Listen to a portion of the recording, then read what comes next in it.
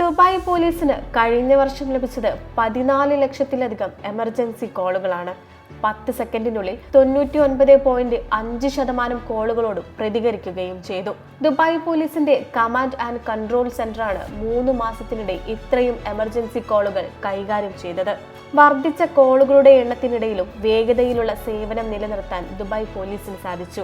അടിയന്തര സാഹചര്യങ്ങൾ, പ്രകൃതി ദുരന്തങ്ങൾ, മഴക്കാല വെല്ലുവിളികൾ എന്നിവ നേരിടുന്നതിനുള്ള തയ്യാറെടുപ്പുകൾ, കാര്യക്ഷമമായ പെട്രോളിംഗ് വിന്യാസം, അടിയന്തര റിപ്പോർട്ടുകളിൽ അതിവേഗ ഇടപെടൽ എന്നിവ യോഗത്തിൽ ചർച്ചയായി.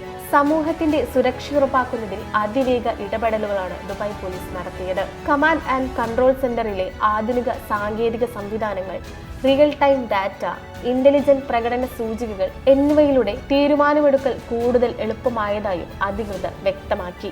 മികച്ച സേവനം കാഴ്ചവെച്ച ഉദ്യോഗസ്ഥരെ മേജർ ജനറൽ അൽ ഷംസി ആദരിക്കുകയും ചെയ്തു. ദുബൈയെ ലോകത്തിലെ ഏറ്റവും സുരക്ഷിത നഗരങ്ങളിലൊന്നായി നിലനിർത്തുന്നതിൽ അവരുടെ പ്രതിബദ്ധതയെ പ്രശംസിക്കുകയും ചെയ്തു. സമൂഹത്തിന്റെ സുരക്ഷ ഉറപ്പാക്കുന്നതിൽ അതിവേഗ ഇടപെടലുകളാണ് ദുബായ് പോലീസ് നടത്തുന്നത്.